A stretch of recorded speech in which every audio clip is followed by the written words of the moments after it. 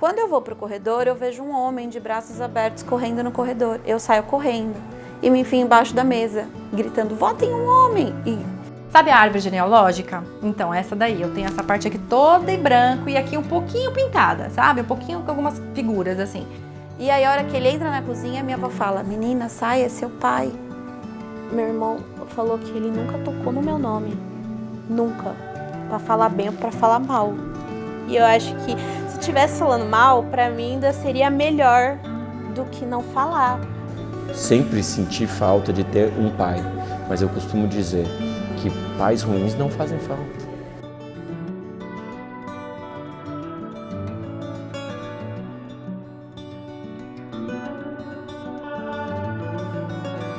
Porque eu falei, eu já cresci sabendo que eu não tinha pai, ela nunca escondeu, eu sabia que o pai da minha irmã não era meu pai, enfim.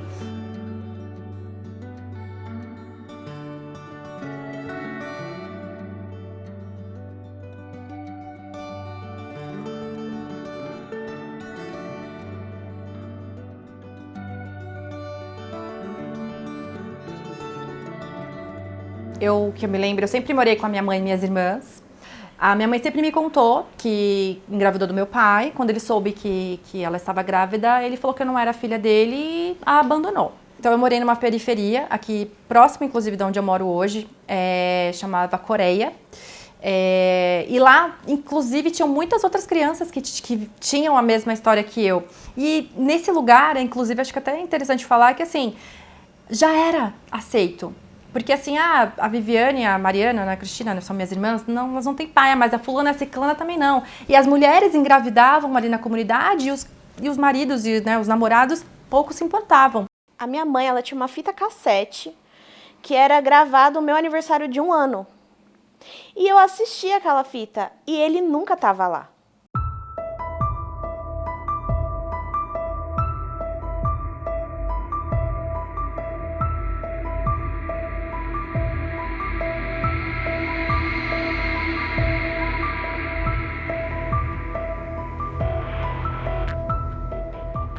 Estava com 21 anos, minha mãe estava conversando com esse atual marido dela por mensagem. E aí a minha irmã foi pegar o celular da minha mãe para ver alguma coisa e estava aberto na conversa. E minha irmã, assim, naquela coisa de você desbloquear o celular e ver, minha mãe viu numa conversa, minha mãe falando um pouco sobre essa questão de pais e tudo mais, do meu pai da minha irmã. E aí ela viu que não tinha nada falando sobre mim. E aí ela tava falando que, se não me engano, que eu era pequena, quando ela começou a se envolver com o Alexandre e tudo mais, que ela acabou engravidando do meu irmão, e foi aí que eles ficaram juntos. Então aquilo ali pra mim já explicou tudo, porque ela não tava falando de quando ela engravidou de mim. Aquilo parecia uma resposta de algo que eu já buscava há muitos anos, muitos anos. E realmente a resposta veio. Assim que eu descobri, que eu li a mensagem, eu fiquei totalmente atordoada. Eu não sabia o que fazer, para onde correr, comecei a andar em círculos, assim, tremendo, desesperada, sem realmente ter uma reação. Ela falou assim, olha, ele foi o primeiro homem que eu me relacionei, o nome dele era Wagner, minha mãe tinha 20 anos na época que conheceu ele, falou que conheceu ele no metrô, que eles conversavam por bip. Então, assim, eles se viram no vagão, ele chegou na minha mãe, trocaram o número de bip e se conversavam ali daquele jeito por telefone. E aí, alguns meses depois, a minha mãe acabou engravidando. Minha mãe contou pra ele que estava grávida, toda feliz, porque gostava dele. E aí ele falou, nossa, que legal, mas eu sou casado e eu tenho uma filha de 3 anos. Aí, naquela hora, assim, a minha mãe falou que ficou em choque. E a reação dela foi falar, então você vai voltar para sua família, porque ela não falou que não ia destruir Lares. Ele ficou um tempo sem ter contato, aí pelo que eu sei, ele viu minha mãe uma vez grávida na rua e falou, ué, você não tinha mudado? E minha mãe falou, não. E aí, então eles se encontraram e mesmo assim, ele não teve uma atitude de pegar, de assumir, de querer registrar e tudo mais. Então ele não teve uma iniciativa. Meu pai era uma pessoa, um dependente alcoólico, Então, quando eu nasci, eu tenho uma irmã, né, mais velha, e aí quando eu nasci, meu pai ele era uma pessoa extremamente agressiva, e minha mãe revidava, e aí chegou um determinado momento que minha mãe cansou, né, tinha as duas, eu era pequena, eu tinha menos de 1 ano, e aí minha mãe resolveu se separar.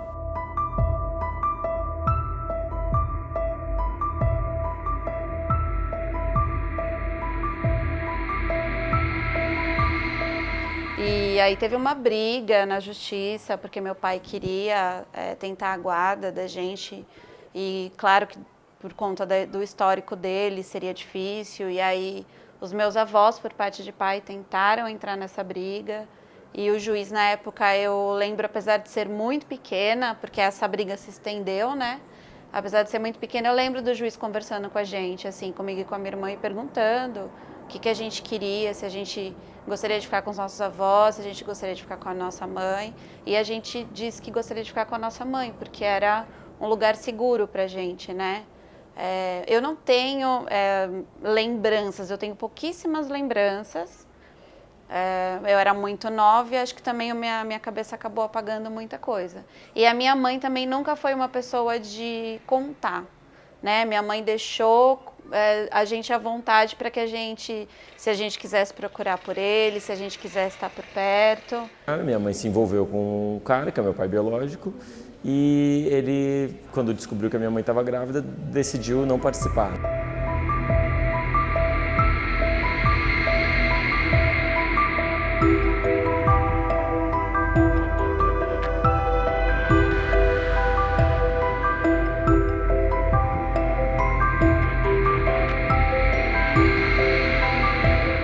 Minha mãe ficou por algum tempo ainda insistindo nessa participação, me teve, né? Teve todos aqueles problemas de uma mãe solo, né?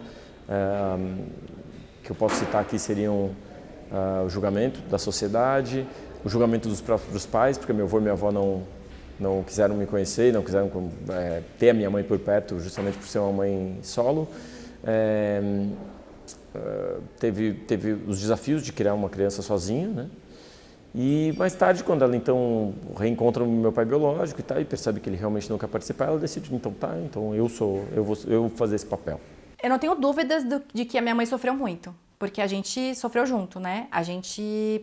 Eu via que ela estava sobrecarregada, eu via que ela sofria por ver a gente passando necessidade, eu via que ela precisava de ajuda de outras pessoas, então às vezes a gente ganhava roupa de frio. A minha mãe, ela voltava para casa com uma sacola cheia de roupas e falava assim, agora vocês vão escolher. Mas assim, ela vinha com uma coisa tipo, vou dar para as meninas. Mas assim, você via que tinha uma coisa ali dentro dela que era assim, que bom que eu ganhei isso daqui, que eu vou poder dar, mas por outro lado, tipo assim, eu não consigo. Quantos nãos eu já recebi da minha mãe porque não podia? Tinha outras prioridades, né? Vamos dizer assim. E acho que é doloroso você olhar pro seu filho, ele querer algo e você não poder dar, porque tem outras prioridades ali, principalmente falando de necessidades essenciais, né? Então, a gente, enfim, precisa comer. Quantas vezes a gente não ficou sem luz, sabe? Medo de cortar água.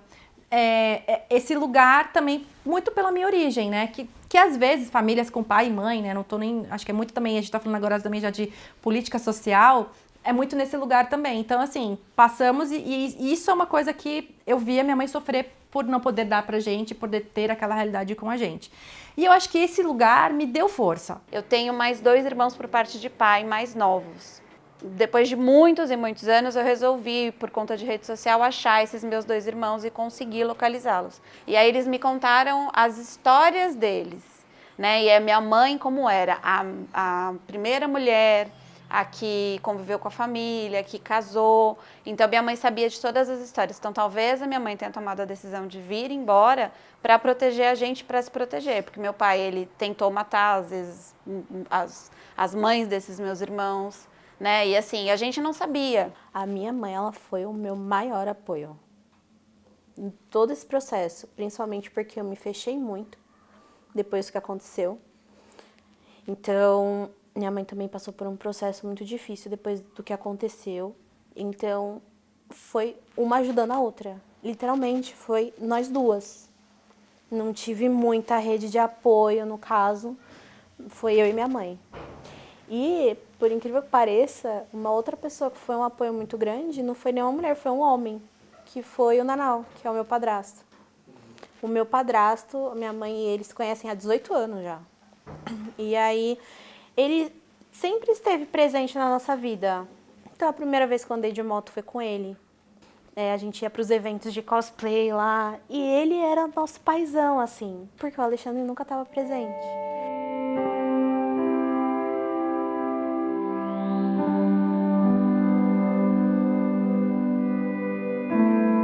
Porque teve uma vez que eu escrevi uma carta para ele, dizendo que o meu sentimento por ele, acho que era um dos piores que existia. Porque eu não sentia nada por ele. Eu não tinha raiva, eu não tinha ódio, eu não tinha amor, eu não tinha carinho, eu não tinha nada. Era como se ele nunca tivesse nem passado pela minha vida. E quando eu encontrei com ele, eu tive um sentimento de carinho. Porque eu olhei para ele e pensei, era uma pessoa que podia ter tudo na vida e não teve nada, né? Se hoje a gente existe e a gente está bem, a gente não deve isso a ele. Ele não participou de absolutamente nada na nossa vida, que triste para ele. Todo mundo que ficou em volta do meu pai sofreu muito. Então, acho que talvez o fato da minha mãe ter tirado a gente de perto dele impediu que a gente tivesse raiva, sabe? Ele tivesse um peso na nossa história, porque a gente só viveu sem ele, né? E sem acompanhar tudo que os nossos avós acompanharam, os nossos tios acompanharam. Então, assim, todo mundo que tentou cuidar dele, salvar ele, sofreu junto. Eu nunca quis conhecer. A minha mãe também sempre me perguntou, filha, você quer conhecer seu pai? Se você quiser, eu nunca quis, mesmo.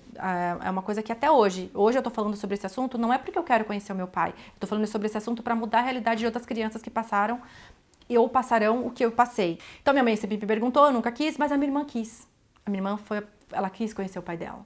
E aí, chegou uma mulher estranha na minha casa, eu lembro muito bem disso, com um menino. E aí elas começaram a conversar, nananana.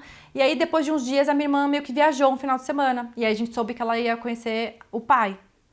Aí a gente, nossa, ela vai conhecer o pai. Chegando lá, minha irmã ficou lá um final de semana. Conheceu, ela tinha 5 irmãos. E ele não estava mais morando com essa mulher. Então, ela foi mais para ficar com os irmãos. E ela nem hoje tem 0 contato também com a família dela lá, né, por parte de pai. E descobriu que o pai dela estava no Rio de Janeiro e já tinha um outro filho, bebê, com uma outra mulher. Entende onde está o problema? Tá tão aceito que assim, o cara ele criou uma família aqui, 5 filhos ali. Sabe lá Deus hoje quantos irmãos a minha irmã tem? Ou eu, porque como eu não quis, eu não sei exatamente, enfim. X. Sabe? Então, assim, é esse ponto de interrogação que a gente precisa tirar da nossa história, sabe? É muito esse lugar, assim, todo mundo aceita que todo mundo tem esse ponto de interrogação e que outras pessoas vão colocando. Mais um pontinho aqui, mais um pontinho aqui, e vidas vão sendo transformadas a partir da motivação, que acho que a análise também hoje me levou muito nesse lugar de entendimento das motivações do meu pai por ter feito isso. Eu entendo que houve, né, tiveram motivações, mas a minha história, por conta dessas motivações dele. Respeito, ok. E assim, não quero, de verdade. Hoje é uma das coisas que eu não tenho nenhum interesse. Então, assim, eu não sei explicar o que aconteceu. E foi por isso que eu me culpei. Eu falei, o que eu fiz de errado? Será que eu não devia ter ido conhecer o Wagner? Eu só me senti culpada. Eu senti que era minha culpa tudo que tinha acontecido comigo. Fora outras coisas, outros traumas que aconteceram na infância, que eu já me culpava. Então, isso me derrubou totalmente. Me derrubou muito. Eu voltei a fumar. Eu fumei uma época na adolescência, eu tinha parado, eu voltei a fumar. Comecei a beber pra caramba. Então, assim, eu meio que me entreguei na vida. O pai tem o tipo de força que ele manda a gente pro mundo e a mãe tem a força que manda a gente pra vida. O nosso primeiro amor na vida é da mãe, porque nós nascemos do ventre dela. Então, todo esse contexto, muitas vezes é muito difícil, porque todos nós temos problemas com pai e com mãe, uns mais, outros menos, mas a gente precisa entender que o principal fator do pai e da mãe é ter dado a vida pra gente, da maneira que foi. Mesmo que a gente não tenha conhecido, o sistema dele, a energia dele está aqui do nosso lado.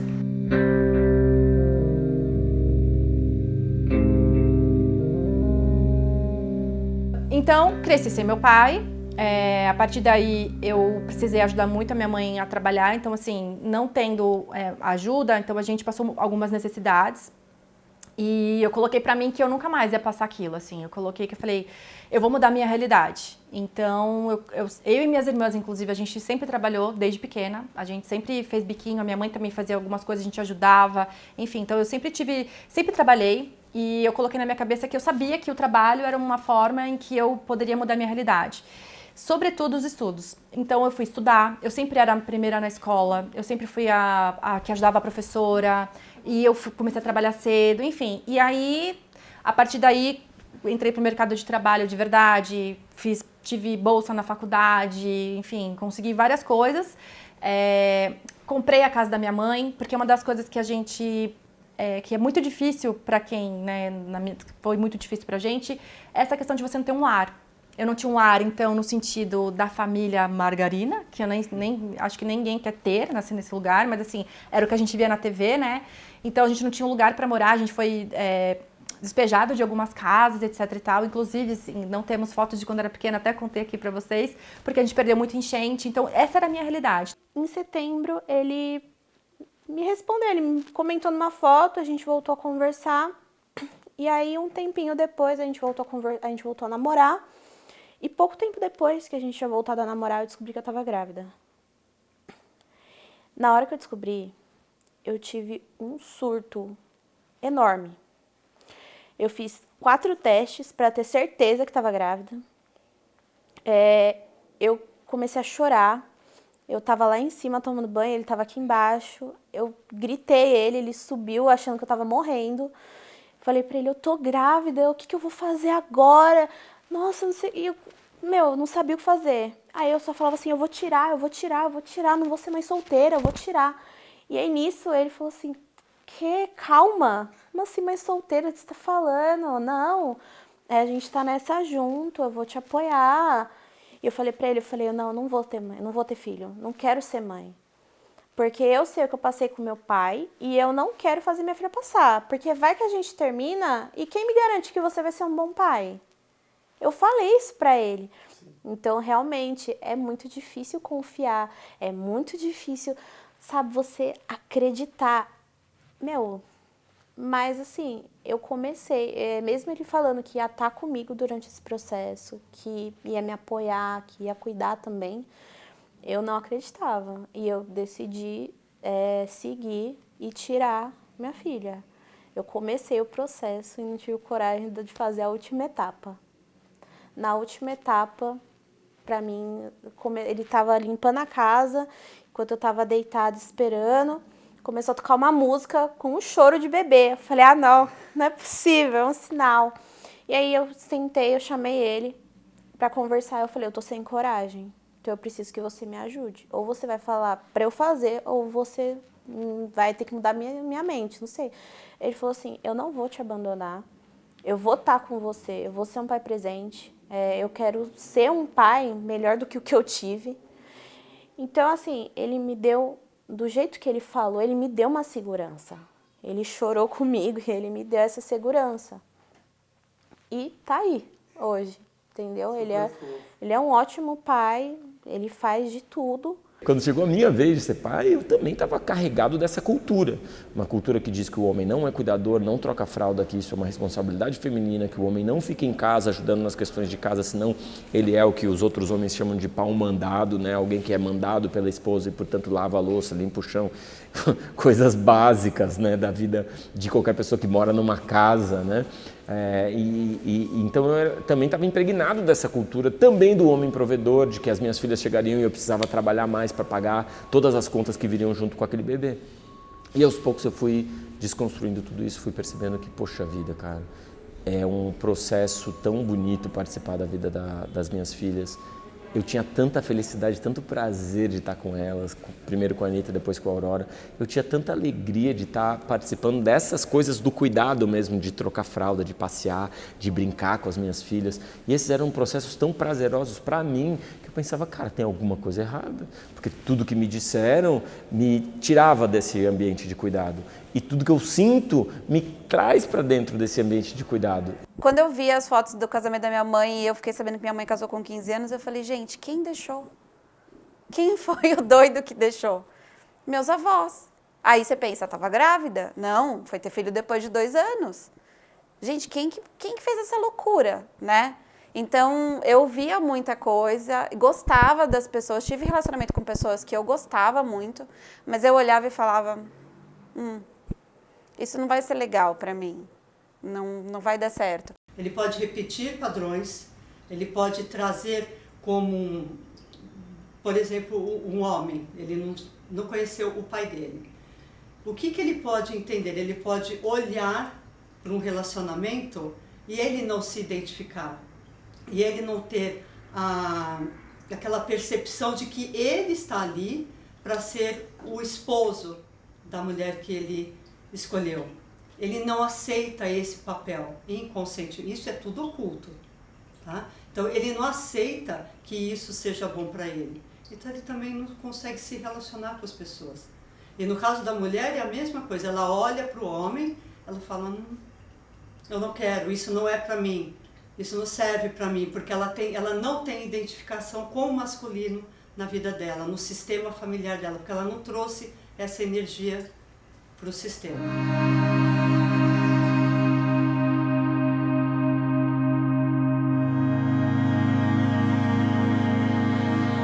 Eu estava lançando meu segundo livro, minha esposa fez uma pesquisa no nome dele, no Facebook e tal, conversou com a minha mãe, elas descobriram quem era.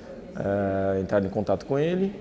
Acho que tem uns 5 caras com o mesmo nome que levaram um susto. Nossa Senhora. E ele disse, não, realmente, Marcos, eu acho que é meu filho mesmo e tal. Para minha esposa. E eu não sabia de nada. Estou lá lançando meu segundo livro no Rio de Janeiro. Ele aparece, ele está na fila, minha esposa está nervosa, minha esposa olhando para ele, né, nervosa, não entendo por que ela está nervosa, mas eu percebo que ela está nervosa por causa de alguma pessoa e ali eu começo a sentir que é o meu pai biológico. Então, quando ele vem chegando, eu estendo a minha mão e digo, eu sei quem você é. E me apresentei, enfim. Ao mesmo tempo, foi uma conversa muito amistosa, sem mágoa, porque minha mãe ficou. Então, minha mãe foi meu pai, foi tudo que eu precisava naquele momento. Ele encontrou várias vezes com a minha mãe durante minha vida, viu foto minha, acompanhou, ele só realmente nunca quis ser presente. Mas ele me conhecia, sabia tudo. Então, quando eu descobri, a minha mãe mandou uma mensagem para ele e falou, ela descobriu. E aí ele pediu meu telefone para ela, aí ela passou, acho que passou uns 2 dias, eu recebo uma ligação de um número que eu não estava salvo, eu atendo todo mundo, aí eu, alô? Aí ele, Bia, quem é? Wagner, eu, hã? Aí ele, eu sou seu pai. Aí eu fiquei paralisada nessa hora, paralisada. Aí, quando eu voltei a mim, eu comecei a esculachar ele. Eu falei assim, você sempre soube de mim, você nunca veio atrás, você nunca quis saber de mim, nunca quis ser pai. Fiquei sabendo até que você tem outra filha. Eu falei tudo que eu tinha descoberto, assim, eu joguei na cara dele. Aí ele foi, pediu desculpa, falou que estava super arrependido, que era imaturo. A última vez que eu encontrei com ele, eu tinha 6 anos. Aí, 22 anos depois, o meu ex-marido comprou uma viagem para Caldas e ele sabia da família, eu tinha contato com a minha tia e aí ele conseguiu pegar endereço. E aí, de surpresa, ele me levou até Anápolis para ver a minha tia, né, para ver os meus tios. E eu não tinha intenção nenhuma de ver meu pai, eu não tinha vontade. E aí, quando a gente chegou na casa da minha tia, ele falou, a gente não vai embora, a gente vai dormir aqui de hoje para amanhã, né? E falou para minha tia, e aí, onde que tá o Helena, né? E aí minha tia falou, ele tá numa clínica. Já tem tempo? Já tem um tempo. Aí ele pegou e perguntou, dá pra gente visitar? Aí a minha tia falou, olha, é muito difícil, porque ele tá naquele período que não pode receber visita, né? E eu, a princípio, disse, não, então não precisa, né? Não precisa, deixa do jeito que tá. E aí ele falou, não vai perder a oportunidade de olhar pro seu pai de novo, de ver seu pai, né? E aí falou para ela, tenta conseguir a visita, fala, explica a história, fala que fazem 22 anos que ela não vê o pai, de repente eles abrem uma exceção, de repente isso faz até bem para ele, tentar resolver alguma coisa que está um tempão parada. E ele entrou na sala.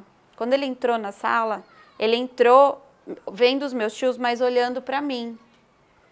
Ele não tirou o olho de mim, cumprimentou os meus tios, né? E aí virou para mim. E eu levantei, porque ele não sabia. Eles não falaram para ele lá dentro da clínica. Eles só falaram, tem uma visita para você, vai lá. E ele foi. E eu levantei. Aí ele veio na minha direção. Aí eu falei, o senhor lembra de mim? Aí ele olhou para mim e fez assim, eu jamais vou esquecer os seus olhos. E me abraçou. E eu descobri que eu sou extremamente parecida com ele. Eu não sabia disso. Porque a lembrança e fotos que eu tenho não me trazia essa imagem, né? Falei, eu sou todinha ele. Nossa, como eu sou muito parecida com ele. E aí ele perguntou como que eu estava, como que estava a minha vida. E assim, eu acho que foi muito bom para mim, porque eu sempre tive uma coisa muito clara na minha cabeça. Foi meu pai quem perdeu.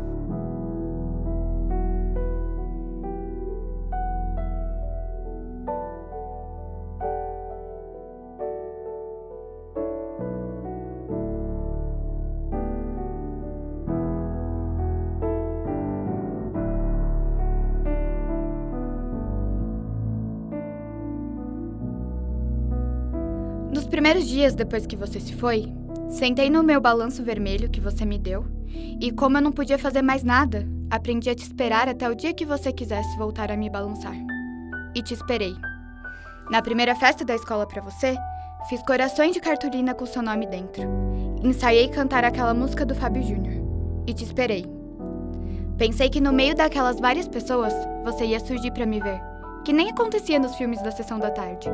Então, até o último minuto, eu cantei olhando a porta e te esperei. Nos meus aniversários, eu te esperei. Nas formaturas, eu te esperei. No almoço de domingo, eu te esperei. Quando me fizeram chorar a primeira vez no recreio, eu te esperei. Quando não sabiam pentear o meu cabelo, que era como o seu, eu te esperei. Quando o primeiro garoto me fez me sentir um nada, eu te esperei. Incansavelmente eu te esperei. Guardei o urso azul que você me deu. Guardei a memória do balanço vermelho e te esperei. Esperei o equilíbrio, esperei a balançar no sentido certo. Esperei o empurrão para chegar mais alto. Eu esperei o seu tempo, esperei sua mudança, esperei até o último momento. Sentei no balanço e esperei o seu impulso. Esperei. Quando você voltou, disse que tinha mudado, que sabia o que tinha feito de errado e prometeu nunca mais me abandonar. Eu vi meus pés nas nuvens, eu senti o vento no meu corpo. Eu esperei você. Esperei você me dar todas as provas que por você eu nunca seria amada. Esperei tanto que agora sozinha eu sei me balançar.